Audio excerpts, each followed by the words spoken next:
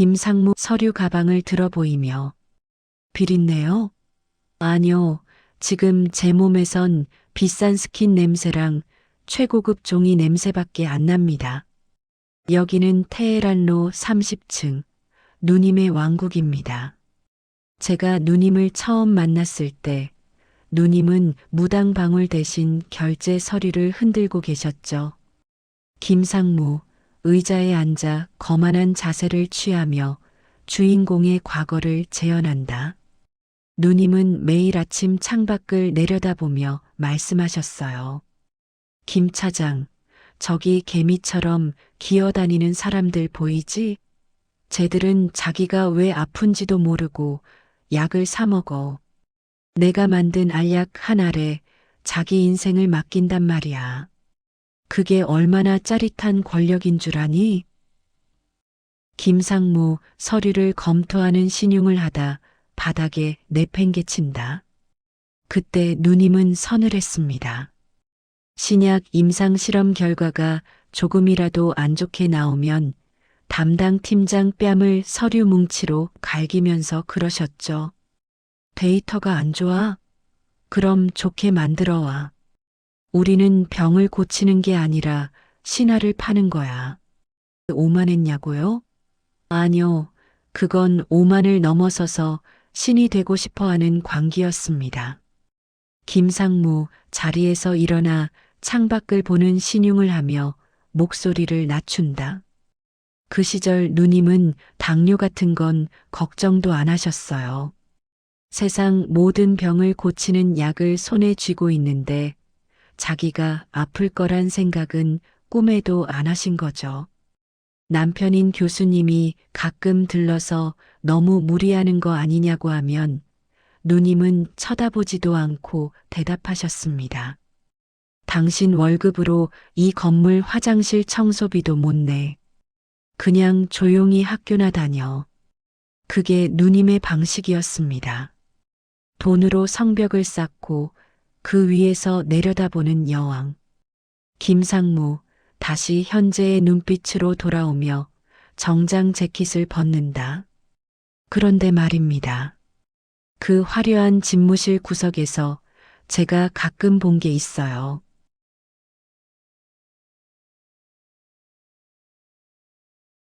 누님이 아주 가끔 아무도 없을 때 혼자 찬물을 대야로 마시는 모습 말입니다.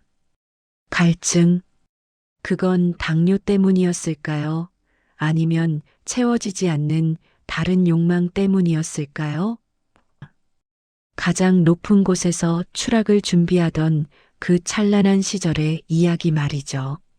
김상무는 누님의 가장 신뢰받는 젊은 피의자, 그녀의 타락과 독선을 가장 가까이서 목격하는 목격자가 됩니다. 김상무는 아주 잘 가공된 정장을 입고 구두광이 번쩍인다. 김상무 넥타이를 바로잡으며 냄새가 다르죠? 여긴 공기부터가 비쌉니다. 15분마다 필터를 교체하는 중앙 제어 공조 시스템, 그리고 사람들의 비굴한 웃음 냄새, 책상에 걸터 앉으며 환영합니다. 여기가 바로 대한민국 제약업계의 여제, 우리 누님의 30층 집무실입니다. 김상무, 책상 위에 놓인 보이지 않는 서류들을 아주 우아하게 넘긴다. 이 시절의 누님요? 한마디로 얼음 송곳이었습니다. 찌르면 피 한 방울 안 나올 것 같은데 상대방 심장은 정확하게 꿰뚫어 버리는 분이었죠. 지점장님? 아, 그때는 지점장님이 누님 문 밖에서 2시간씩 줄 서서 기다리던 시절입니다. 제발 우리 은행 돈 좀 써달라고 빌면서요. 누님은 그들을 돈 빌려주는 종놈들이라고 불렀습니다. 김상무 갑자기 의자에 깊숙이 몸을 묻고 다리를 꼬며 주인공의 말투를 흉내낸다. 눈빛이 아주 오만해진다. 김 차장, 저기 창밖 좀 봐. 사람들은 다들 병에 걸릴까봐 무서워서 벌벌 떨지. 근데 진짜 병이 뭔 줄 아니? 가난이야. 돈 없어서 죽는 건 병명이 안 나와. 근데 내가 파는 이 알약들은 그 가난한 놈들한테 살 수 있다는 환상을 팔지. 약은 과학이 아니야, 김 차장. 약은 종교야. 내가 교주고 저들이 신도지. 김상무 다시 본래의 목소리로 돌아와 속삭인다. 섬뜩하죠? 근데 그게 먹혔습니다. 누님이 내놓는 신약마다 대박이 터졌고 주가는 천장을 뚫었습니다. 그때 누님의 장부는 정말 금색이었어요. 책상을 탁 치며 하지만 저는 봤습니다. 그 화려한 왕자 뒤에서 누님이 매일 아침 드시던 그 이상한 음료수들, 그리고 목소리를 더 낮추며 누님이 가끔 혼잣말을 하시는 거요. 더 뜨거워져야 해. 땅 밑에서 뭔가가 끓고 있어. 처음엔 그게 그냥 성공에 대한 갈증인 줄 알았죠. 전화벨 소리가 환청처럼 크게 울린다. 김상무가 수화기를 드는 신용을 한다. 예, 회장님. 예. 아, 교수님 전화입니까? 지금 바쁘니까 학교 연구실에나 처박혀 있으라고 전해. 수화기를 거칠게 내려놓으며 남편한테도 자비가 없었습니다. 사랑? 누님한테 그건 사치였죠. 누님은 오직 확장에만 미쳐 있었습니다. 제약회사가 돈을 긁어 모으는데 누님 눈은 벌써 다른 곳을 향하고 있었거든요. 바로 땅이었습니다. 누님은 가끔 창가에 서서 강남 빌딩 숲이 아니라 저 멀리 산줄기를 보셨어요. 그러고는 제 어깨를 꽉 잡으셨죠. 손이 그때도 좀 뜨거웠던 것 같았어요. 자기 어깨를 만지며 김 차장, 약은 한계가 있어. 진짜 돈은 땅 밑에 숨어 있는 법이야. 아무도 모르는 그 뜨거운 거. 내가 그걸 세상 밖으로 끌어올릴 거야. 그때는 몰랐습니다. 그게 온천이 아니라 누님 인생을 태워 먹을 불덩이였다는 거요. 정장 상의를 천천히 벗어 의자에 걸친다. 자, 이제 전설의 시작입니다. 약 팔던 여자가 왜 삽을 들게 됐는지, 그리고 그 삽질 한 번에 얼마나 많은 인생이 파묻혔는지. 궁금하시죠? 계속 말씀드리죠. 저기, 비서실에 가서 믹스커피 말고 진짜 에스프레소 한 잔 받아오세요. 여긴 테헤랄로니까요. 여러분은 병원에 가면 누굴 제일 믿습니까? 하얀 가운 입은 의사 선생님? 비웃듯 웃으며 누님은 달랐습니다. 누님은 그 하얀 가운 뒤에 숨은 욕망을 믿었죠. 누님이 입버릇처럼 하던 말이 있어요. 의사는 병을 고치지만 돈은 의사를 움직인다. 라고요.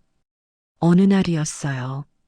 새로 개발한 혈압약 임상 결과가 나왔는데 부작용 데이터가 살짝 걸렸죠. 담당 연구소장은 얼굴이 하얘져서 보고서를 들고 왔습니다. 회장님, 이건 출시하면 안 됩니다. 환자들이 위험할 수 있습니다. 그때 누님이 어떻게 하셨는지 아세요? 주인공의 차가운 눈빛을 재현하며 보고서를 훑어보지도 않고 재떨이에 던져버리셨습니다. 그리고 그 소장한테 딱 한마디 하셨죠. 소장님, 아들 이번에 의대 편입 준비한다면서요? 그 공부 위험하지 않게 내가 도와줄게. 김상무 위스키를 한 모금 마시고 인상을 쓴다. 결국 그 약은 출시됐습니다. 이름도 예쁘게 지어서요. 라이프 세이버, 생명의 구원자라니 참 역설적이죠? 누님은 그 약을 팔기 위해 전국 대형 병원 과장들을 비싼 한정식 집으로 불러 모았습니다. 거긴 병원이 아니라 시장 바닥이었어요. 하얀 가운을 입은 양반들이 누님이 던져주는 리베이트 봉투 앞에서 넙죽넙죽 절을 했으니까요. 저는 옆에서 그 봉투들을 날랐습니다. 봉투가 두꺼울수록 누님의 입꼬리는 더 높이 올라갔죠. 김상무, 갑자기 손을 부르르 떨며 잔을 내려놓는다. 근데 이상하죠. 그날 밤이었어요. 대접을 잘 받고 호텔 로비로 나오는데 누님이 갑자기 제 팔을 꽉 잡으시는 겁니다.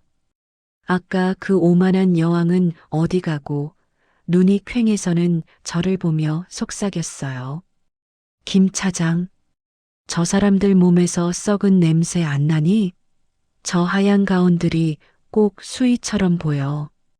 자신의 팔을 문지르며 그때 누님 손이 제가 느꼈던 그 불덩이 같은 열기였어요.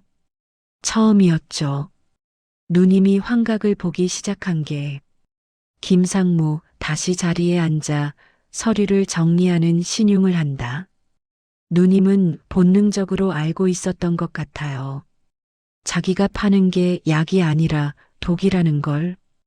그리고 그 도끼가 자기 몸부터 갉아먹기 시작했다는 걸요.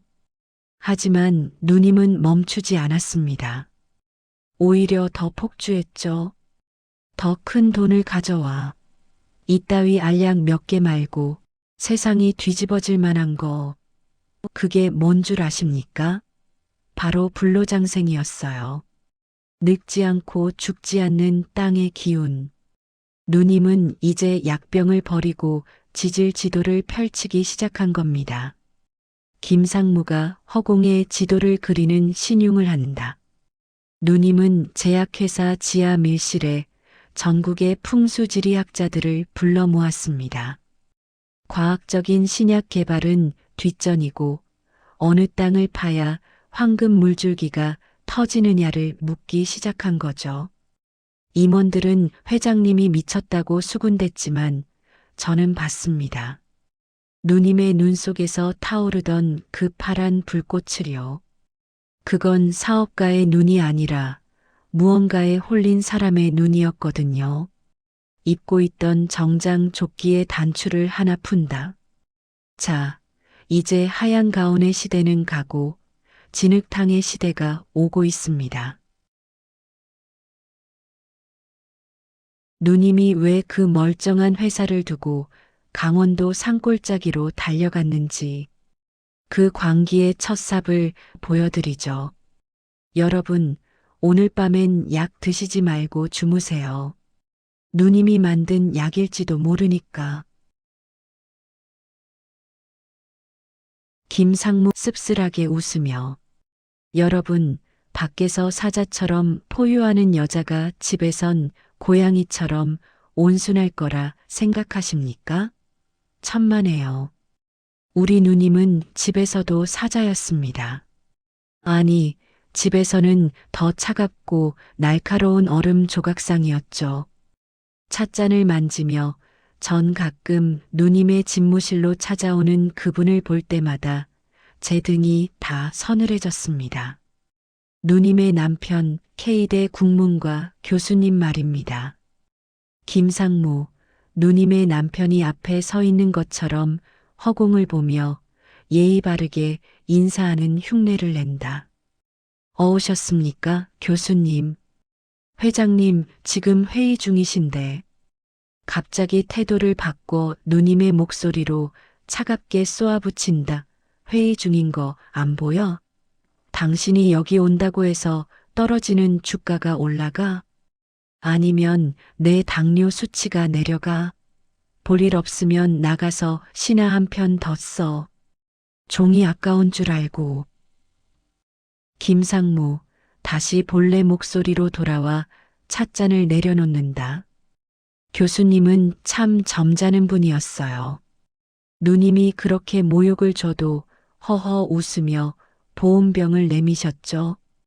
여보, 이거 당신 좋아하는 대추차야. 약 그만 마시고 이거 마셔. 그러면 누님은 어떻게 했는지 아십니까? 보온병을 낚아채는 신용을 하며 그 보온병을 그대로 쓰레기통에 처박았습니다. 당신은 그게 문제야. 세상이 뒤집히고 내 회사가 공중분해될 판인데 고작 대추차? 당신처럼 속 편한 소리나 하는 인간이랑 한 집에 산다는 게 내 인생의 유일한 오점이야. 라고요. 저는 그때 문 밖에서 다 들었습니다. 교수님의 깊은 한숨 소리, 그리고 뒤이어 들리는 누님의 거친 숨소리를요. 속삭이듯 근데 말이죠, 여러분. 제가 문틈으로 슬쩍 봤거든요. 남편이 나가고 나면 누님은 그 쓰레기통에 처박힌 보온병을 다시 꺼내서 손으로 가만히 만지고 계셨습니다. 마치 그 온기를 뺏기고 싶지 않은 사람처럼요. 하지만 절대로 마시지는 않았죠. 자신의 약함을 인정하는 것 같아 무서우셨나 봅니다. 김상무 가슴을 치며 답답해한다. 누님은 남편을 사랑하지 않은 게 아닙니다. 다만 그분이 가진 평화가 싫었던 거예요. 자기는 전쟁터에서 피 흘리며 성을 쌓고 있는데 성 안에서 꽃노래나 부르는 남편이 누님의 눈엔 독약처럼 보였던 거죠. 그날 밤 누님은 저를 불러서 소주를 시키셨습니다. 위스키가 아니라 소주요. 김 차장, 세상에서 제일 무서운 게 뭔 줄 아니? 나를 너무 잘 아는 사람이 옆에 있는 거야. 그 사람이 나를 불쌍하게 쳐다보는 순간 내가 쌓은 이 성벽이 모래성처럼 느껴지거든. 누님은 그때부터 남편의 시선을 피해 도망치기 시작했습니다. 집으로 안 가고 지질 지도를 보며 밤을 지새웠죠. 땅 밑에 뜨거운 물. 온천은 누님에게 단순한 사업이 아니었어요. 남편의 차분하고 서늘한 대추차를 단번에 끓여버릴 수 있는 자신의 뜨거운 욕망을 증명할 유일한 탈출구였던 겁니다. 내가 온천만 터뜨리면 당신 그 고고한 학문 따위 내 돈으로 다 사버릴 거야. 누님은 그렇게 소리치며 어둠 속으로 삽을 들고 뛰어드셨습니다. 가족도 명예도 건강도 다 뒤로 한 채 말이죠. 자, 이제 누님의 눈을 멀게 한 그 금빛 장부의 이면, 그리고 그 장부에 첫 번째로 이름을 올린 기획실의 괴물, 김 차장 아니, 과거의 제 모습에 대해 이야기해 볼까요? 김상무 안경을 고쳤으며, 여러분, 제가 처음부터 생선 박스나 나르던 놈인 줄 아셨습니까? 천만에요. 10년 전 저는 이 제약회사의 사냥개였습니다. 누님이 가리키는 곳이면 그게 법의 경계선 밖이라도 물어뜯으러 달려갔죠. 그리고 어느 날 제가 물어온 소식이 누님의 인생을 통째로 집어삼킬 줄은 저조차 몰랐습니다. 김상무, 지질 지도의 한 지점을 손가락으로 강하게 짚는다. 강원도 철원 인근에 버려진 땅. 누님은 그때 신약 개발 비리에 엮여 검찰 조사를 앞두고 신경이 극도로 날카로워져 있었죠. 김 차장, 알약으로는 이제 한계야. 돈을 세탁할 곳이 아니라 돈을 아예 새로 창조할 곳이 필요해. 그때 제가 그 지도 위에 온천 보고서를 올려놓았습니다. 회장님, 여기만 터지면 제약회사 수익은 용돈 수준이 될 겁니다. 일본 배프 부럽지 않은 황금 온천 지대입니다. 김상무, 주인공의 반응을 살피듯 허공을 보며 숨을 죽인다. 누님의 눈빛이 변하더군요. 누님의 목소리를 연기하며 온천? 땅 밑에서 솟아오르는 뜨거운 물. 그래, 그게 내 몸속에 가득한 이 화기를 다 씻어내 줄 것 같네. 누님은 그때 이미 제정신이 아니었습니다. 검찰 수사 압박 때문이었을까요? 아니면 이미 시작된 당뇨 기운 때문이었을까요? 누님은 과학적인 지질 데이터보다 예감을 믿기 시작했습니다. 김상무, 지도를 거칠게 말아 쥐며 제가 보고한 온천 부지는 사실 전문가들 사이에서도 의견이 갈리는 곳이었습니다. 수맥은 있으나 온도가 낮다, 물이 안 나올 확률이 90%다. 제가 그 사실을 보고하려 하자 누님이 제 입을 막으셨습니다. 차가운 손길을 재현하며 입 닥쳐 90%가 안 된다고 하면 나머지 10%에 내 목숨을 건다. 내가 누군지 잊었어? 난 죽어가는 사람도 약 한 알로 살려낸 여자야. 땅이라고 내 말을 안 들을 것 같니? 김상무 갑자기 소름이 돋는 듯 어깨를 움츠린다. 그때 누님의 손에서 전해진 열기는 예전과 달랐습니다. 마치 땅속 용암이 손바닥을 타고 제 어깨로 넘어오는 것 같았죠. 사실 그때 제가 왜 그랬는지 모르겠습니다. 안 됩니다. 회장님이라고 말했어야 했는데 저는 누님의 그 광기 어린 눈빛에 압도되어 버렸어요. 아니, 어쩌면 저도 그 황금빛 거품에 눈이 멀었는지도 모르죠. 예, 회장님. 제가 당장 추진하겠습니다. 그 한마디가 지옥문의 빗장을 열었습니다. 누님은 그날로 제약회사 비자금을 전부 끌어모으기 시작했습니다. 임원들의 반대? 총수 일가의 만류? 누님에겐 소음일 뿐이었죠. 누님은 이미 테헤란로 30층 집무실이 아니라 강원도 그 얼어붙은 땅바닥 아래 끓고 있는 뜨거운 물줄기 속에 들어가 계셨던 겁니다. 비장하게 광기란 건 말입니다. 한 명만 미치면 사고로 끝나지만 두 명이 미치면 신화가 됩니다. 저와 누님은 그렇게 단둘이서 파멸의 신화를 쓰기 시작한 거죠.